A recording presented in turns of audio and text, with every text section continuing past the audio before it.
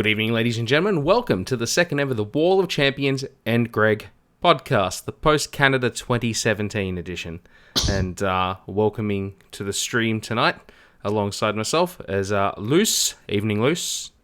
Howdy. And Greg. Yeah, how's it going? Yeah. Living the dream every day. You know how it is.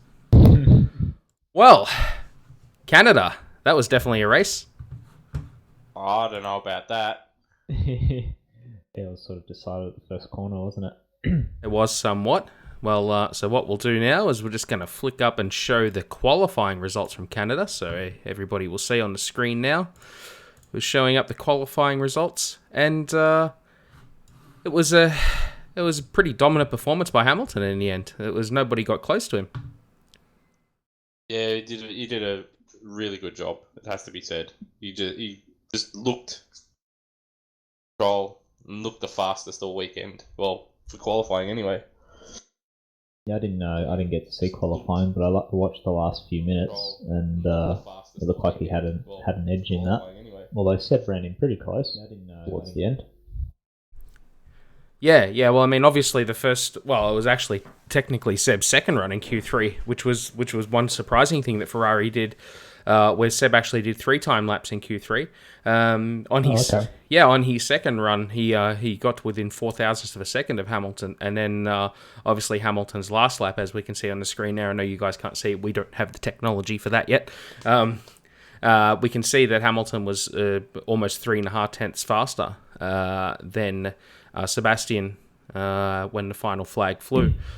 Actually, after the final flag flew. So it was a good return to form for Hamilton, and I think, as Luce alluded to, it looked like he had it in the bag for most of the weekend. He was obviously helped a lot by what happened down at turn 2 at the start of the race between Verstappen and Sebastian.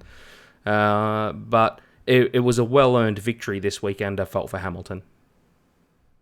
Yeah, although I think going back to qualifying for a second, Seb on his fastest, which I think was his last lap that he managed, he was 3 or so tenths down in the middle section. He was 4 tenths down, I think, in the middle section, gained back time. I think he'd made a mistake somewhere. If he put his best sectors together, I reckon he would have been within a tenth, or about a tenth off where Hamilton was, but even still, Hamilton reined him. An 11.4 around Canada is just super impressive. And watching the onboard lap with Hamilton, he was just, he was on it. It was just a cracking lap. And as has been generally the case with Hamilton and Vettel this year, they were in a class of their own. I mean, Bottas was 7 tenths off Hamilton, and Kimi was half a second off Sebastian. Those guys didn't even break into the 11s. So at Canada at least, it was definitely a school of two, and we were probably robbed of a good battle between Hamilton and Vettel with what happened down at turn 2, which we'll get to. But just looking down the qualifying order there, obviously we had, Bottas was in his usual position in 3rd, and Kimi was in his usual position of 4th. How do we rate? I mean, obviously Bottas is probably doing what we expected to, and unfortunately, Kimi probably did everything we expected him to as well, right? I reckon Bottas, honestly, he's slipped a bit the last... Obviously, at Monaco, he did okay and beat Hamilton, but it wasn't a good weekend for Mercedes. But I think this weekend, he was nowhere. I mean, I reckon Max would have beaten him if he hadn't have DNF'd, and obviously, he was quite a way off in qualifying as well. Yeah, I'm not prepared to write Bottas off just yet. He's had some good weekends. I think his form isn't fluctuating as much as Hamilton's, but he's there or thereabouts. So I don't know. I can't really put him down too much, to be honest. Montreal's a track where you need a lot of confidence in the car, and I think that to that extent, that's probably why we saw the gaps that we saw between Seb and Kimi and Hamilton and Bottas. They've both been pretty good around Montreal in their time, so yeah.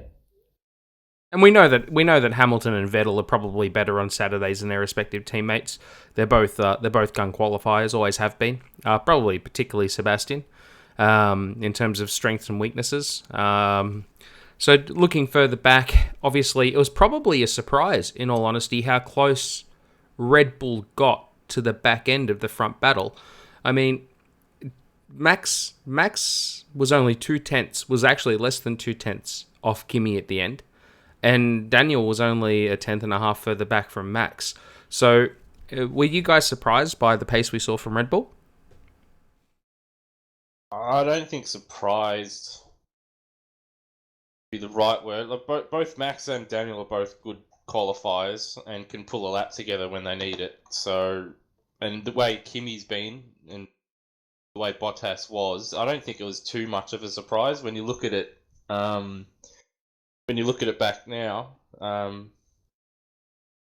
but overall, we saw it in the race. They weren't anywhere near Ferrari or the Mercedes. They did a good job, as I said, in qualifying, but they just, I still think they lack quite a bit of time there. Yeah, I wouldn't say I was surprised, although I didn't really know the gaps too well. But I'd put it more down to Kimi and Bottas underperforming, and Max and Ricciardo. They're very hungry. They're probably, I'd say they're both driving the wheels off their Red Bull. To be honest, They're both frustrated at the moment. yeah, they're both frustrated, and I mean they had their chance in Monaco, I guess, and it didn't really come off. So I don't know. Montreal's just one of those tracks. If the car's working well, you can get a lot of time by pushing it hard in the braking zones and over the curbs and through the chicanes. So yeah, I wasn't too surprised. It's a little bit of a driver's circuit, Montreal. Yeah, so I to think that Max was still a full second off Hamilton's pole time, Ricciardo 1.1 off the pole time. And that's not necessarily something for them to be, fully ecstatic and over the moon about. It's a big gap. It is a big gap at a power circuit, but a shorter lap. So I mean, there's there's a trade there. I mean, we know that Montreal sort of 1 minute 11 laps. It's not a particularly long lap, so the gaps will always look a little bit smaller than what they would on a track that has a more regular length of a lap.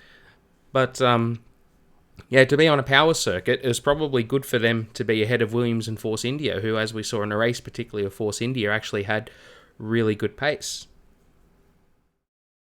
Yeah, well, this is the sort of track where you expect Williams and Force India to go well. Generally, they go well where there's a track where you need aerodynamic efficiency, not necessarily aerodynamic downforce. So, it wasn't too surprising, to be honest, to see them both going well. Well, before we finish up with the qualifying result, I think that just taking a look there, the Force India is both inside the top 10 to be expected at a power circuit. Nico Hulkenberg, he doing another really, really good job to get into Q3. Excuse me, in what is likely, an underpowered Renault. Kvyat just missed out on Q3. Fernando Alonso, P12, driving the wheels off his wagon again. Ledge. Yes, only 2.5 tenths outside of Q3 in the end. Sainz, and then Grosjean. Is it just me, or has Haas gone backwards this year? I thought they were going all right recently. They seem to be having cars in the top three, didn't they? They had a pretty good result in Monaco, if memory serves me correctly. Yeah. But I thought they were going not too bad, to be honest. They had a poor race, which would be unusual when you think about it, but considering the donkey they've got in the back of their cars, the same as the one that was on second and fourth. Yeah. But I guess a team that has rumoured braking problems is probably going to find Canada almost the most difficult track on the calendar. Yeah, indeed. Maybe their car's a bit draggy as well. I don't know what they're like in the speed traps, but they went well in Monaco and they went well in Montreal. So if I apply a bit of Top Gear logic, that would mean that the car's got lots of downforce, but it's a bit draggy. I don't know, maybe. Yeah. But yeah, it obviously didn't work for them in Montreal. So whatever it was. Yeah. So one last thing I wanted to mention, but as I said before, we move on from qualifying, was the gain. One of the things that Christian Horner has been saying lately is that the fact that Renault don't have a qualifying mode, or at least not much of a turn up for their engine when they get to Q3. And it's one of the things that Christian Horner is relentless about in terms of it affecting the show. The fact that Mercedes and Ferrari fox a little bit in Q1 and perhaps in Q2 and then unleash it in Q3. So what I was going to say quickly was that I know you guys can't see the gaps as I'm looking at them right now, but in Q1, Hamilton done a 12.6, and then in Q3, he done an 11.4. So he found 1.2 seconds from Q1 to Q3. Sebastian Vettel, a 13 flat in Q1, keeping in mind that Seb was on the super soft in Q1. So maybe his Q2 lap is more representative, which was a 12.7. And he found an 11.7 in Q3, so he found a second. In contrast, the Red Bulls in Q1, a 13.1 and a 13.5 respectively, to a 12.4 and a 12.5 respectively. So whilst Hamilton and Vettel found somewhere between 1.1 to 1.2 seconds from Q1 or Q2 to Q3, the Red Bulls found about 6/10. 6/10 in Max's hands, and a full second for Daniel.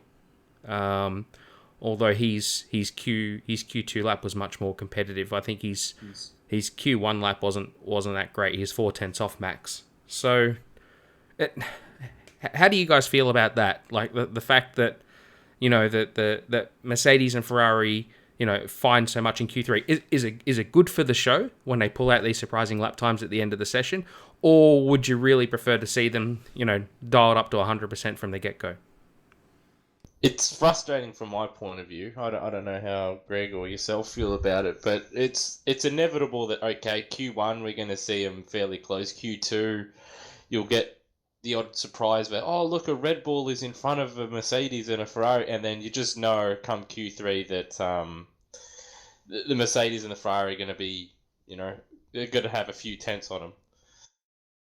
I guess it was probably more frustrating last year when the Mercedes were the only ones capable of getting on pole. Now it's more interesting to see just how much Ferrari and Merc can dial it up. Like that's some kind of pace game from Q1 to Q3. But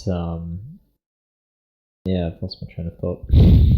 That's okay. It's if they have it, then they should be allowed to use it. I don't see what the problem is, to be honest. Like if Red Bull don't have a qualifying mode, then they should get one. I think it's just Horner and Red Bull themselves are just frustrated that they're stuck with Renault that don't want to upgrade their engine this year. Yeah, don't they? Well, that's a bit of a problem, I suppose. Well, they're bringing minor updates as well. Minor updates. Okay. Well. There is a rumored big Renault update further into the season, but it's not clear. It's not clear at the moment. So just to put it into context, the teams the cars that finished in the top 10 in qualifying, the spread between them in Q1 was 1.2 seconds. Hamilton's 12.6 to Hülkenberg's 13.8.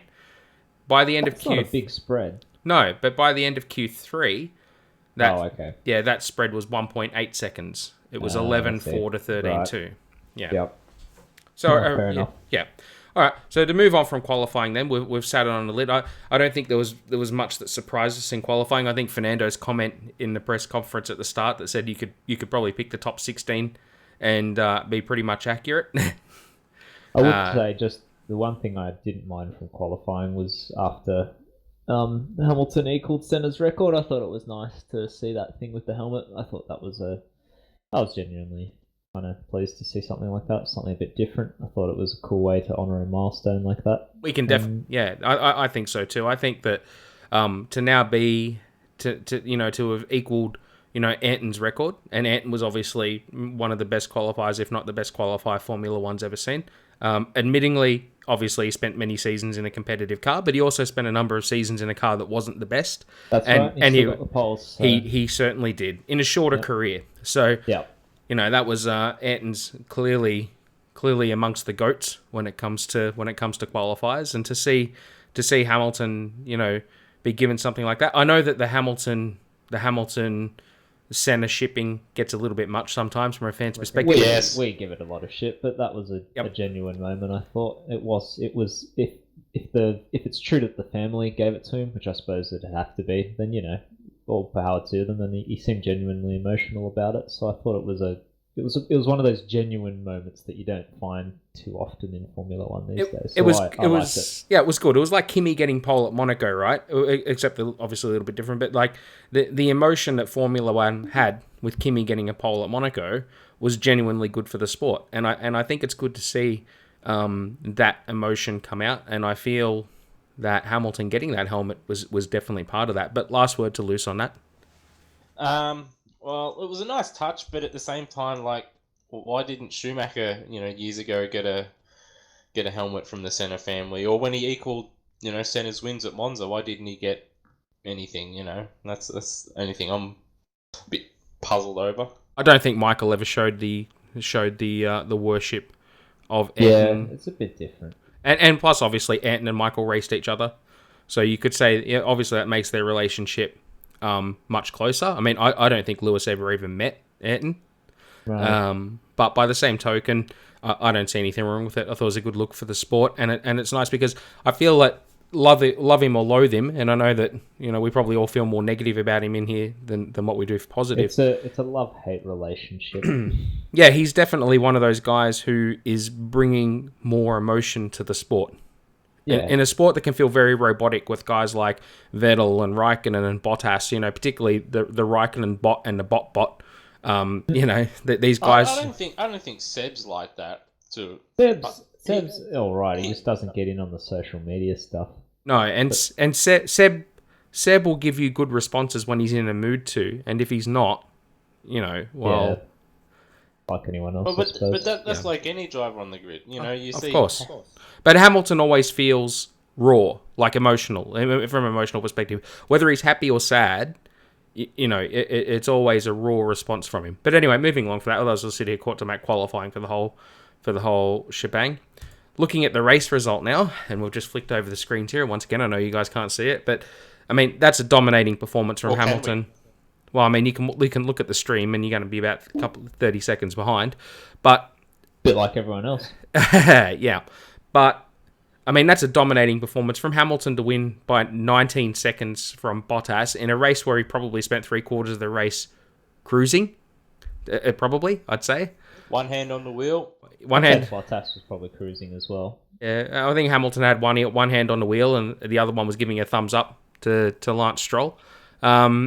So, I mean, that was I got to say, the race, I enjoyed it. I mean, I know it was an absolutely dominating performance from Bottas, but the themes that went through it Hamilton, in terms of... Sorry, yeah, from Hamilton, yep. And obviously a pretty anonymous race from Bottas. He wasn't really racing anybody after the start. But, Vettel coming back through the field, the battle with the Force Indias... certainly had enough drama. Alo's points run up until the last couple of laps. It's not a points run because he didn't finish. It was I thought it was actually a really good race. But what were your guys' thoughts on the race itself? Go start with you, Luce. To me, it felt a bit like some of the races we got in 2014, 15, 16, where you got Mercedes out in front. Obviously, we don't know how the race would have gone if Seb hadn't have had his front wing broken by Verstappen at the start. But yeah, like you'd had the Mercedes out in front where we didn't really see him until they crossed the finish line. But other than that, obviously we had the Force Indias, battling with Ricciardo for the whole race. We had the Ferraris fighting their way through the field, and we saw Stroll quite a bit, who did an okay job for once. Yeah, albeit he was lacking in confidence, as was shown on the TV. He could have made 3 or 4 moves stick, and he just didn't want to send it in there. I think he just really wanted to finish more than anything. Fair enough to him. Fair play to him. I don't have too much to add, really. I was probably going to say the exact same thing. It felt a lot like those races that we used to watch 14, 15, 16, where the Mercs rump away, and there's this really great race for best of the rest. Yeah. But because we haven't really seen one of those yet this year, we could put up with it, and it was a good race. There was plenty of drama, lots of action.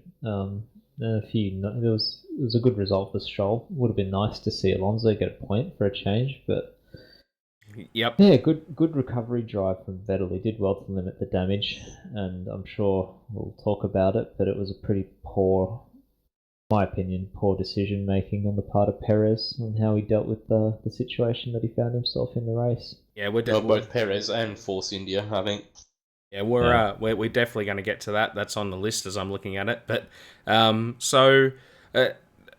you spoke of the damage limitation of Seb, and obviously agree 100%. Like it would have been a much better race if Seb had been in it from the get go. It was a really cracking start from Max. I thought that was really, really impressive. The jump that he got, the way he jumped the field. I mean, that's the sort of stuff he can do. But unfortunately, running over Seb's front wing is also the stuff that he can do. He's done the exact same maneuver. I think that's the third or fourth. I'm pretty sure it's the third time he's done it. The previous 2 times, he's ended someone's race and completely wrecked another. And yeah, he doesn't mind taking a gamble. I mean, he can do that this year, but if he wants to put a championship challenge together, I do wonder if he'll tone the aggression down a bit. Yeah, it's an interesting idea because obviously it's an okay thing to do when you're not fighting for a championship and you're willing to really, really take a chance on a result to try and get yourself into the top 3 and grab a podium. But the guy you're racing against is fighting for the championship, and taking him out of the race has big consequences. And it isn't. I mean, that's always going to happen. So that's not what I wanted to say. I wanted to say exactly what you said, which was in the future, in a championship battle, you've got to think a guy who approaches it more like Daniel Ricciardo than a guy who approaches it like Max Verstappen is going to have more success. Yeah.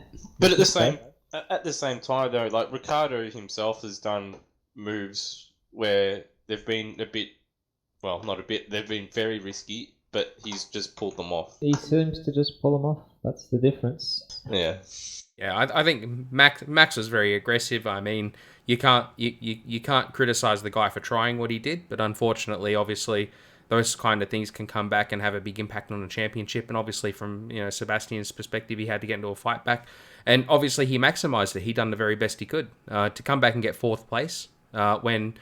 If he had have pitted under the safety car right at the start of the race when it was obvious his front wing was broken, I feel like he probably would have finished on the podium. He could have even challenged for 2nd if he was right on the back of the pack at the restart.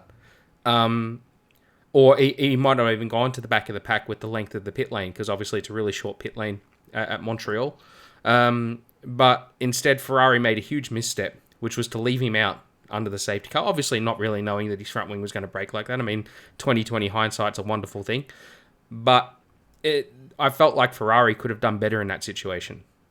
They probably should have brought him in, but I was thinking the last couple of days, I think they place a lot of faith in Seb in making like key decisions like that, whether he should pit, but obviously Ferrari should have seen the damage and just brought him in. You'd think that the load on the front wing, like whatever sensors they've got, load sensors on the front wing, would have been telling them that there's just no load on the front wing anymore. It's gone. So it would have been best to pit him as soon as the safety car came out, I suppose. But Ferrari made a few decisions in that race where we thought it was a bit dodgy and we thought they'd cocked it up, but then it turned out it might have been the right one. So I don't know. I don't know if you can criticise Ferrari too much for it. Yeah, for sure. But I think Luce's point is valid as well, which is I think Ferrari do put a lot of faith and confidence in Seb making calls from the car, whether that's by design or whether that's just how it goes. I mean, I know he was the one who said he wanted to stay out, but sometimes the team's got to pull sway, and we'll definitely get to that when we get to Force India. So having a little bit further back, obviously Kimi probably finished where he's going to finish anyway, regardless of his problems. He couldn't pass the Force Indias at the start of the race, which must have been incredibly frustrating for everybody at Ferrari, because it was clear that he was in a faster car, but he just couldn't make it happen. I think a lot of people missed it. That Force India was actually quite good in a straight line. Obviously, it didn't quite look it when they were stuck behind Ricciardo, but when you'd see the helicopter shots when Kimi was behind him, that Force India was pulling away even with DRS sometimes. I don't think anyone missed it. I think we all know the Force India was very slippery in the front line. Kimi wasn't even putting him under pressure. Yeah. It's kind of what I expect from Kimi. He just sort of catches someone, and even if he's fast through, just sort of sit there and not do much. And Falls into a bit of a rut. granted, Seb had better tyres at the end, and obviously, Ocon and Perez had their battle. But at the same time, Seb once again has showed that he can do what Kimi can't. Yeah. And then obviously Kimi had his problems at the end of the race, which made it the 0 point anyway. And he was probably lucky to maintain 7th ahead of Hulkenberg, who did another good job, gained a few positions throughout the race. From Stroll and Grosjean got the last point, made it another points finish for Haas. Jolyon Palmer, P11. Would you look at that? He was only one. More a function of attrition than any kind of skill. That's right. Kevin Magnussen had a difficult run. He obviously had a penalty through the race that he got for overtaking Van Dorn behind under the virtual safety car at one of the just before one of the restarts. So he copped the 5-second penalty, finished 12th. Marcus Ericsson, probably a good result in that Sauber to be ahead of Stoffel Van Dorn at the end. I don't think Stoffel had any problems that we saw. It was just not fast enough. They probably had to do massive fuel saving, if guess is right. But there was there was a safety car out for a while, so they should have saved some. Honda's pretty bad. Yeah. And then obviously Verline in 15th, and the last of the classified runners was the man who ended his day in the crowd, was Fernando Alonso. Two laps down at the end, and so close, so tantalizingly close to that first point of the season. I mean, I think he got it right at the end when he said, it wouldn't mean much to him to get the point because he's a 2-time world champion, but it would have meant a lot to the team.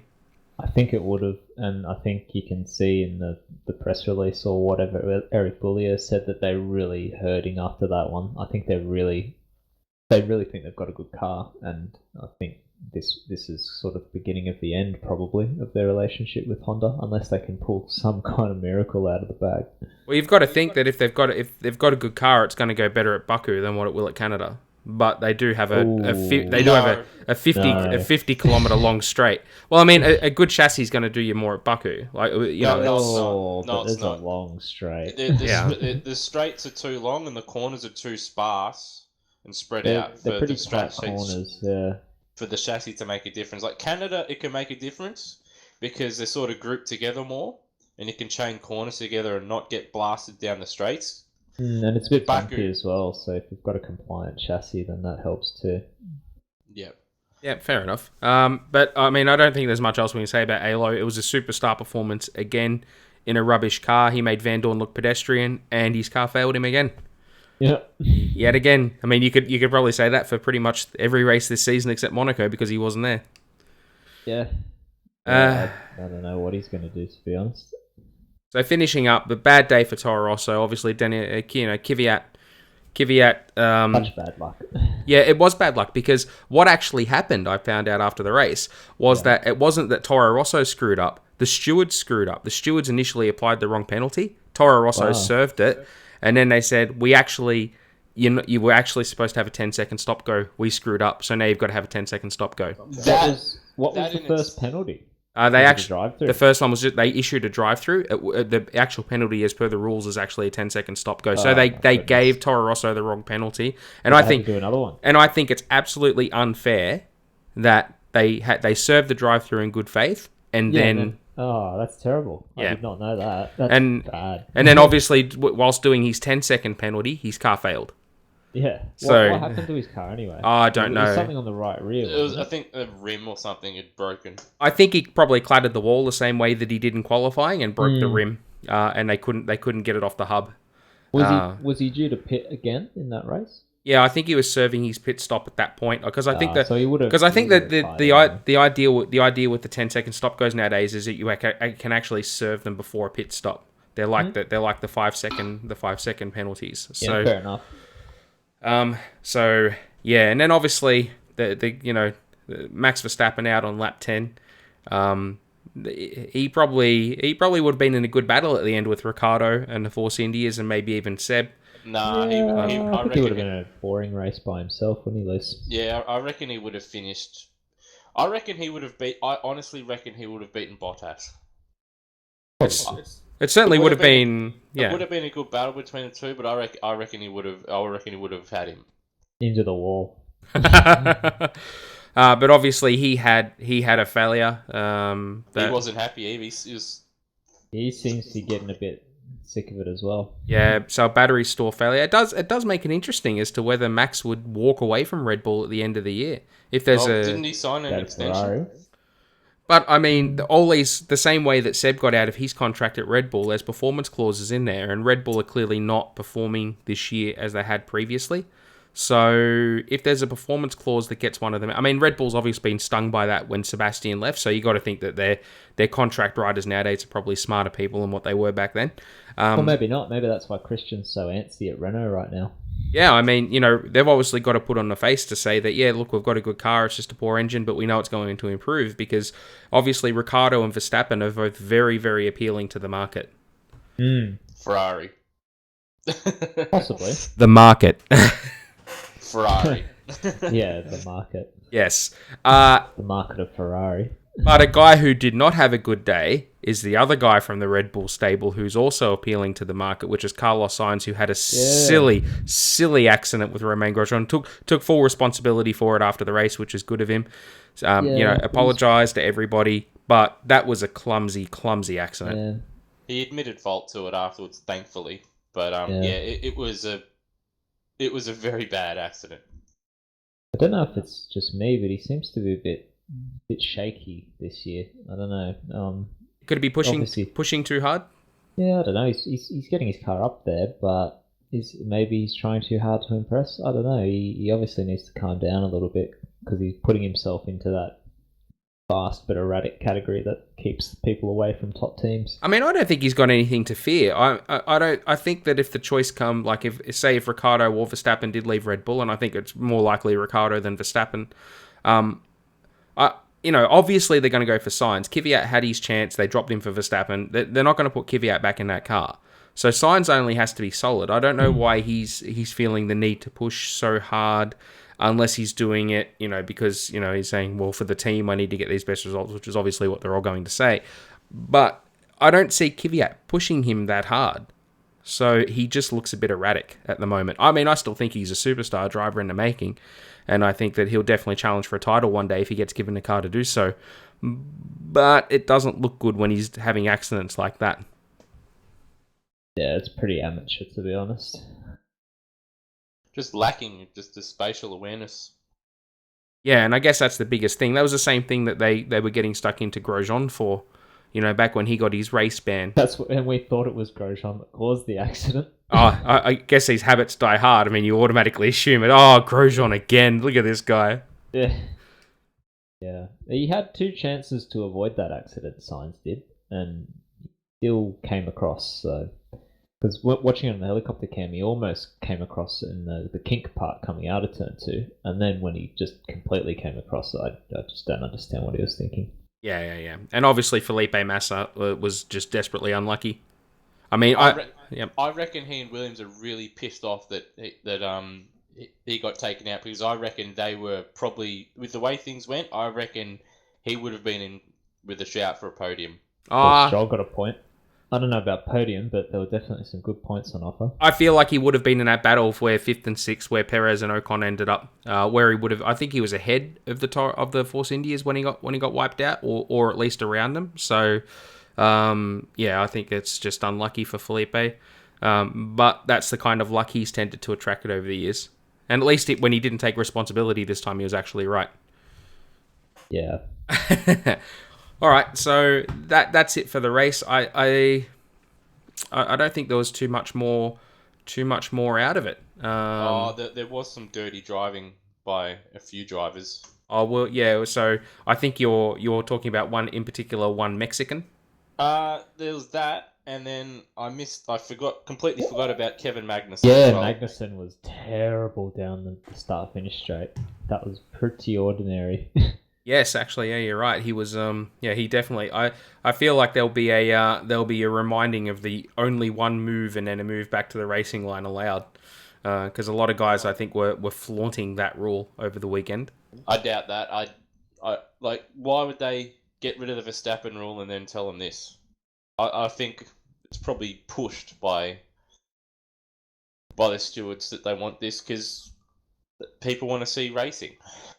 Yep. But it's not safe. All right. Now, before we move on from the finishing of the race, as I said, I don't think there was that much more out of it. But there's a couple more talking points.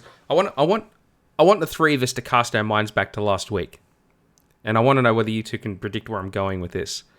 But we had a question from Sunraku in the chat that was, what is more likely, Stroll to score points or McLaren to score points? And what I would like to do now Oh, no. is to quote me. I think it's more likely from an odds perspective that Stroll will score points in Canada. A 15-1 chance that Stroll scores points and an 18-1 chance that McLaren scores points. To quote Luz, if Fernando Alonso finishes, he will get points because Stroll will crash his car at a key point in a race and will gift Alonso track position. And most damningly, to quote Greg, speaking of throwing, I think Stroll will throw it into the wall somewhere, which is why Alo will get points. It is more likely Alo will get points, 20-1 chance that Stroll scores points, 30-1 if it rains. So what I would like to do now is humbly eat our words. Lance Stroll did finish ninth and scored 2 points, and good on him for that. But as Luce mentioned earlier, and because I say this with a caveat, because obviously we accept when we're wrong, but we think there's excuses for when it happens. In my mind, Alonso also scored points. Honda failed to score. He was the people's point scorer. Lance Stroll, good on him for getting 2 points. And probably wouldn't have improved his position regardless, because I think the gap between he and Hulkenberg was still significant at the end. But he did look like a deer in the headlights on some overtakes. He definitely pulled out of some moves that other guys would have put on. He must have heard us. He must have heard the odds and thought, the odds are really stacked against me. I should just be very careful. I know. I've got to show those 3 Australians wrong. Yeah. Yeah, those Wall of Champions guys. Honda will blow up and I will get points. Yeah, I mean, not raining today, but this is my day. I think the biggest thing is, and not to be critical of him more than anything, is the fact that he seems to be so low in confidence that he wasn't willing to put those moves on. Obviously, more interested in finishing the race and getting those points to get him off the ground. Obviously, points don't win. Points don't get you anything. Jolyon Palmer has scored points in his F1 career, and we still think he is probably not deserving of his place on the grid. But at the same time, he did well, and I had this discussion with a few guys at work yesterday, which was, Stroll drove a good race, and I said, no, he drove a competent race. He had a good car, there's no doubt about that, and he didn't bin it, and he didn't crash with anybody, and he was competent, but he didn't drive the wheels off it, and he didn't put moves on that he could have, but at the same time he got points, so you can't be too critical of the guy. He did a good job. Yeah,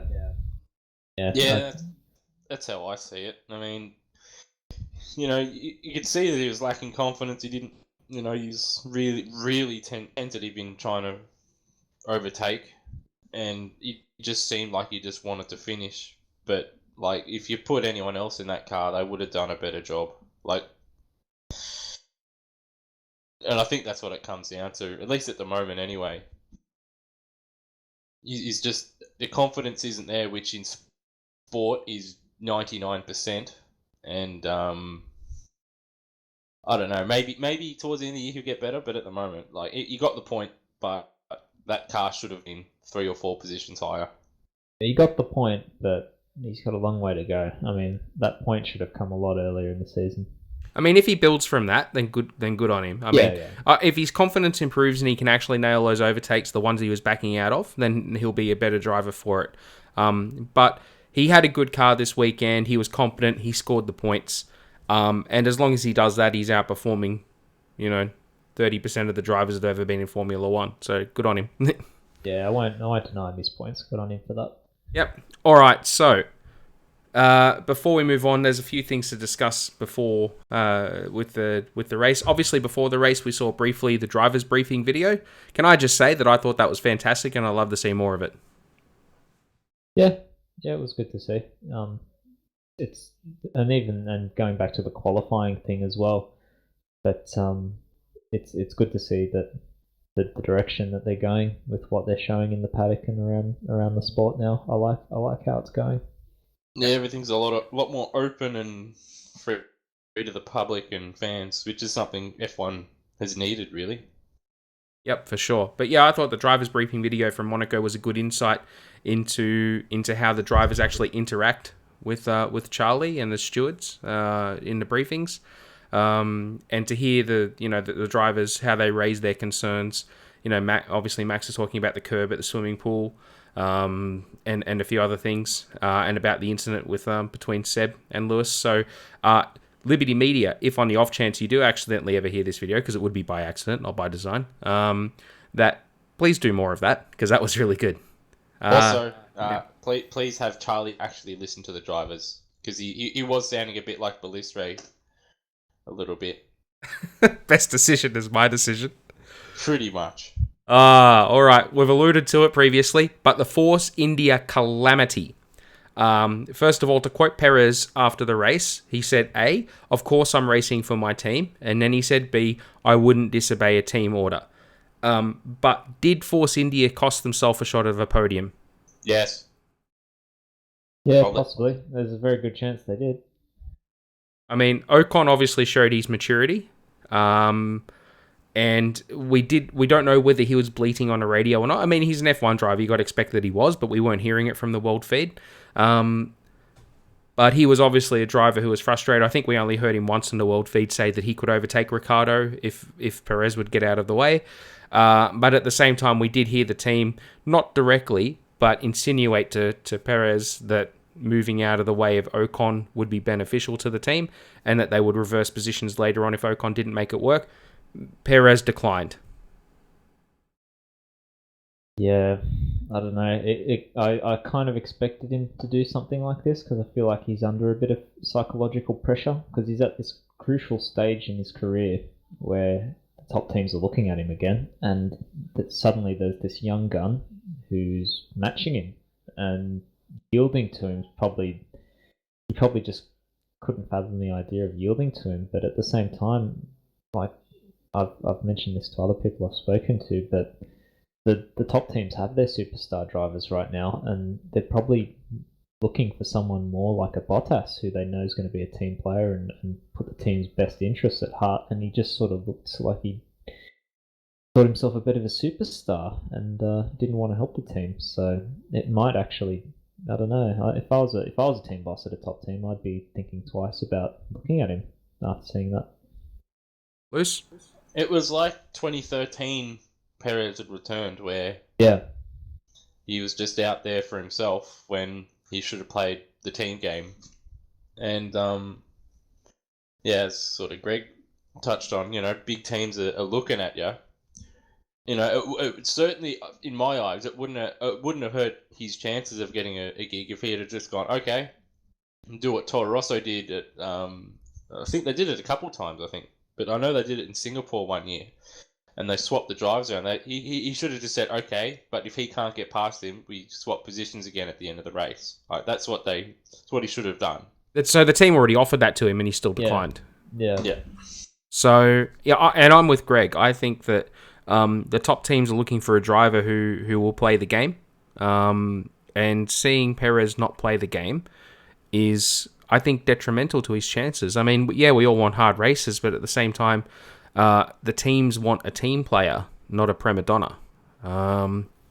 He's acting like a superstar, but he hasn't got superstar pace. So, I mean, someone like Max can get away with doing stuff like that, which is what he's done in the past. I think back to Singapore in his first season. No, yeah, but he's Max Verstappen. Like he has that superstar quality, whereas Perez is kind of sort of slightly above average, is what I'd rate him. So, yep.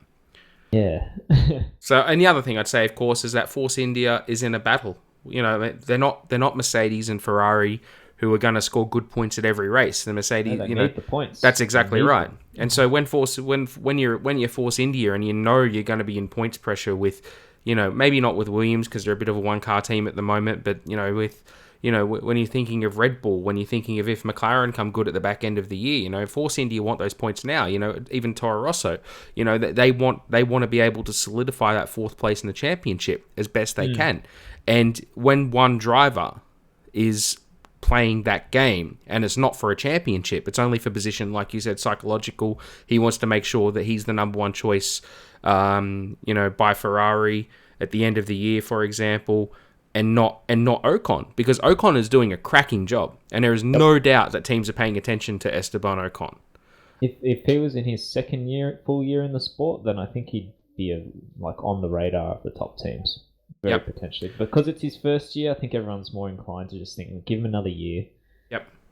See how he goes. But that's the kind of pressure that Perez is under right now. Yeah, so you alluded to the fact, obviously, that Perez is under pressure from this young guy.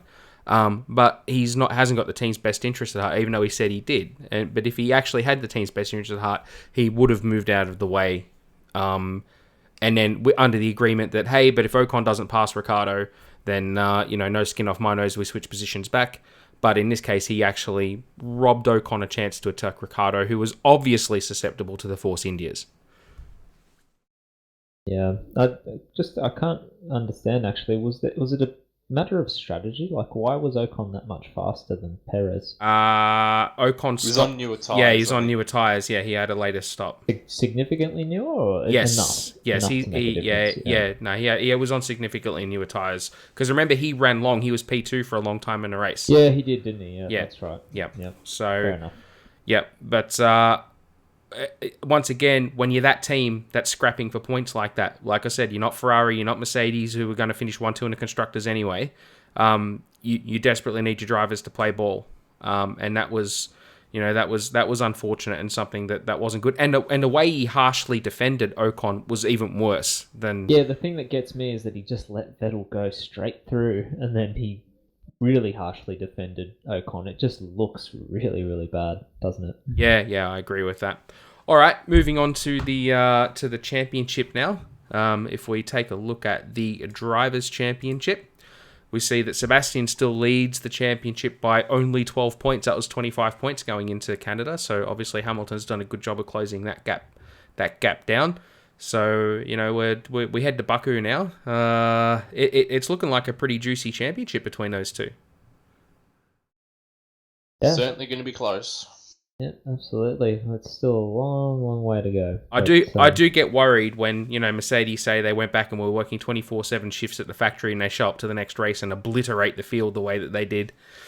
I wouldn't worry too much. I mean, we didn't get to see the battle as it was. I think they were close enough to, Yeah, I reckon circumstances sort of made it look worse than what it actually was. Yeah, I agree with that. So obviously Bottas and Raikkonen, they're in bot third and Kim bot fourth, and Ricardo still has actually opened up a bit of a margin over Max in fifth and sixth. Obviously Max has been unlucky with retirements, but then Daniel's had a retirement as well. So that battle between Perez and Ocon, 44 points, placed 27, 7th and 8th. I think that's going to be one of the stories of the season. But I mean, it is very much Noah's Ark in the Drivers' Championship at the moment. Obviously it's Ferraris, Mercedes, Ferrari, but then the two Red Bulls, the two Force Indias.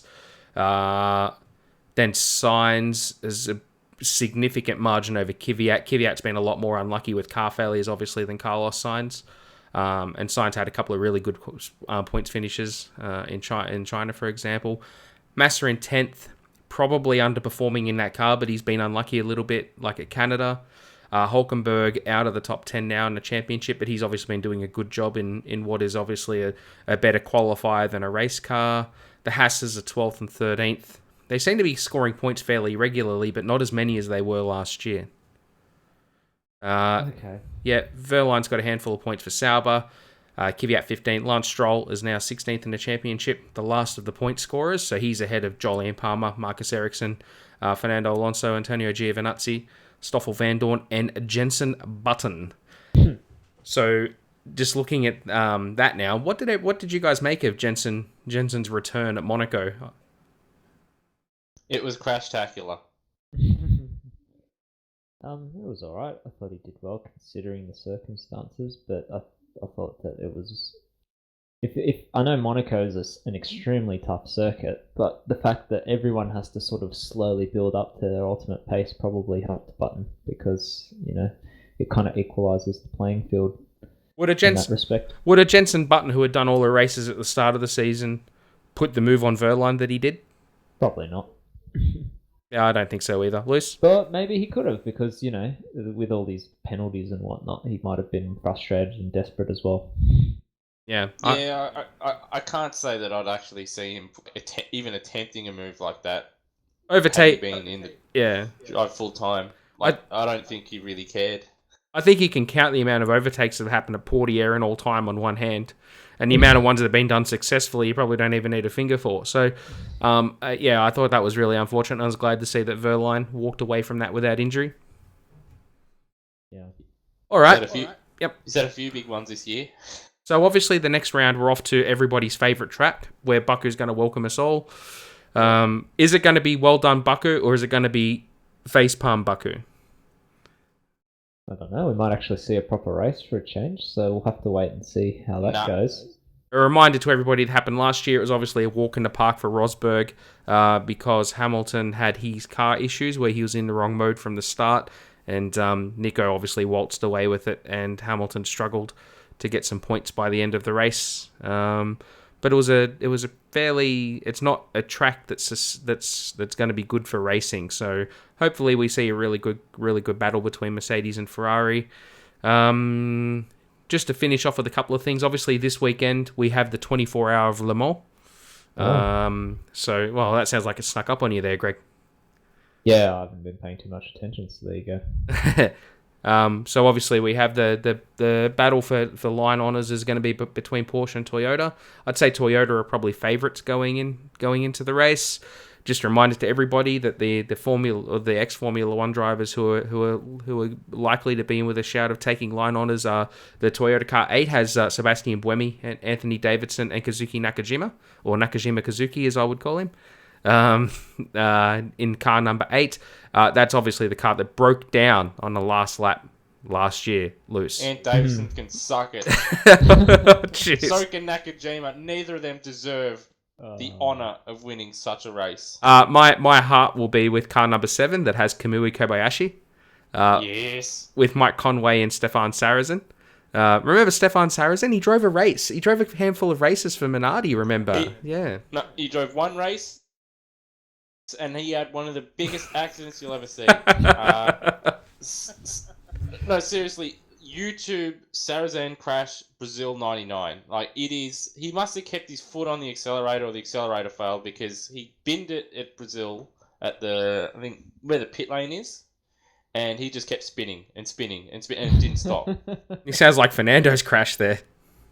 Yeah, there's some big crashes up there. But yes, Sarrazin. I hadn't thought about it, but he must have been really, really young when he did that race. Because I don't think he's particularly old now. I have no idea. I don't know how. And obviously, a man who all three of us have actually raced with online, Jose Maria Lopez, better known as Pachito. Who's he driving for? He's in car 9 Toyota. Oh, so what, an LMP1 car? Yeah, he's an LMP1. Wow. Yep. Oh, that's cool. So Pachito, I'll be also after we got floored by him at Barcelona that time in R Factor 2. Did we? Did I do that race? I thought it was.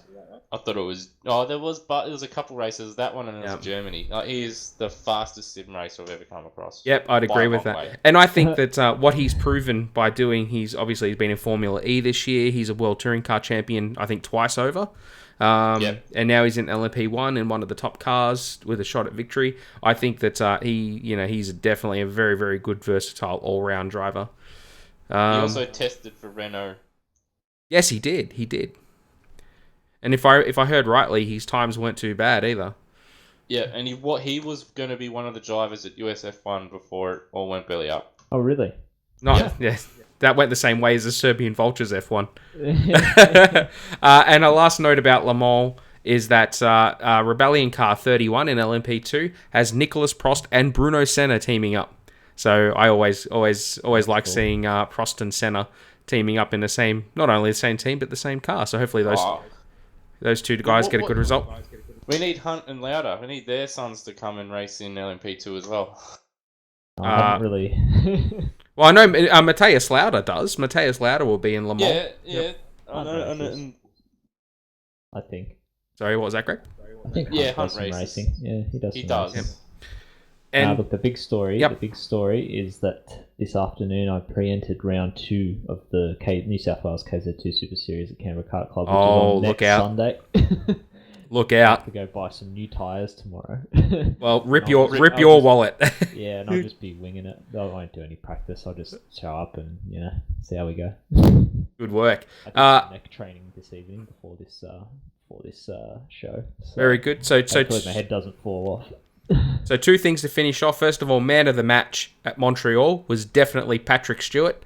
For his That's right. I was going to mention that. That was definitely the moment of the race. Patrick Stewart on the podium, doing a shoey with Daniel Ricciardo, and not only doing one, but being the most enthusiastic guy to ever drink out of a shoe ever.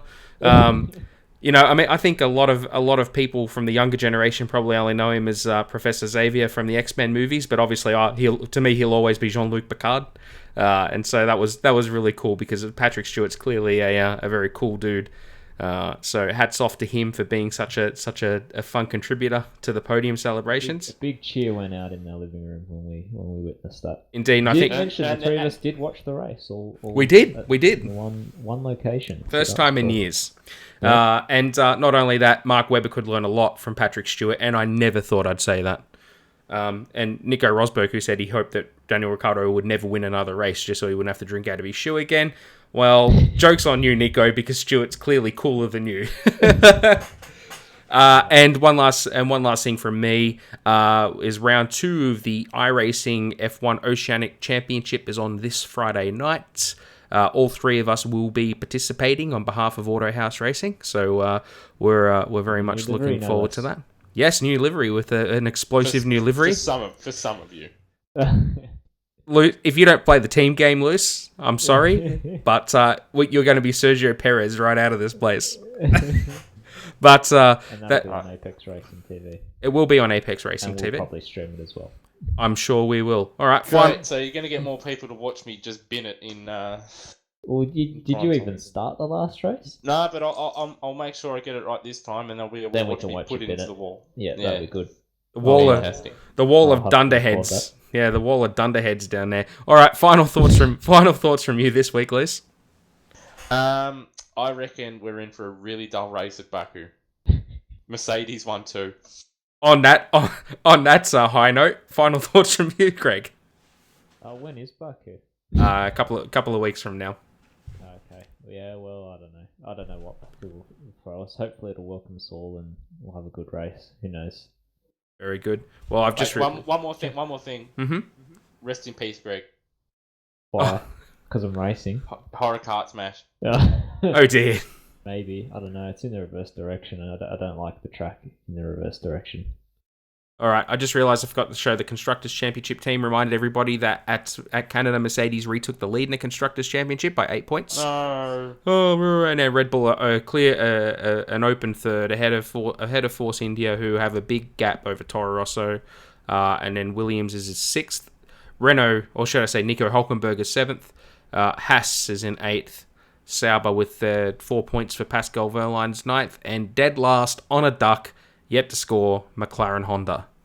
Final thoughts from me this week are that I desperately hope that the Honda upgrade comes sooner rather than later, and that is actually of some note, because otherwise I think that Sauber will be the only car next year running a Honda engine, and that McLaren will have a Mercedes in the back of it. But I think that will do us for this week. So thanks very much for joining us. Thanks very much for tonight, Luce. Very good. No worries. Thanks for having me. And to you, Greg. Very good. No, thank you very much. No worries. And thanks to all those who tuned in. We had no questions tonight, so that's good. We can't make fools out of ourselves with any more predictions about Lance Stroll. And we'll talk to you guys after the Azerbaijan Grand Prix. Thanks for joining us.